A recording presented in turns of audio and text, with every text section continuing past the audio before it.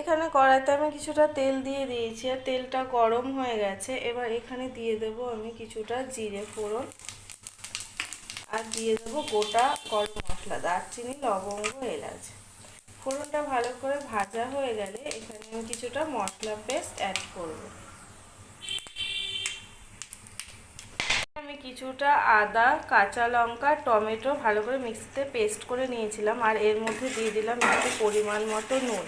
এবার এর মধ্যে দেবো একটু স্বাদ মতো নুন দিয়ে দিয়েছি, একটু দেবো চিনি, জিরে গুঁড়ো, ধনে গুঁড়ো আর একটুখানি হলুদ।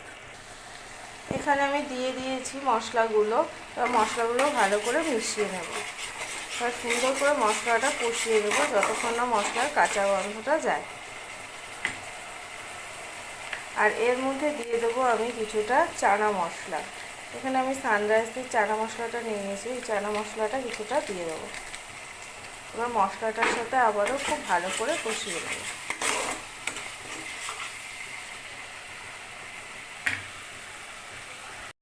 এখানে মশলাটা আমার খুব ভালো করে কষানো হয়ে গেছে আর মশলা থেকে সুন্দর তেলও ছেড়ে দিয়েছে।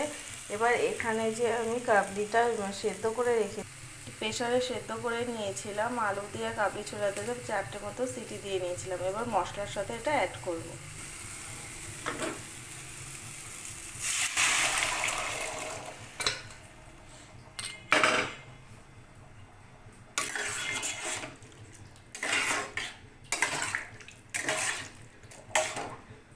এখানে আমি কিছুটা পনির ভেজে নিয়েছি, এগুলো এবার আমি কাবলি ছোলার মধ্যে অ্যাড করব।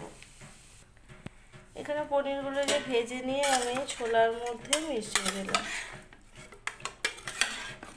তো আমাদের কাবলি ছোলা একদম রেডি হয়ে গেছে। এর মধ্যে দিয়ে দেবো কিছুটা গরম মশলা।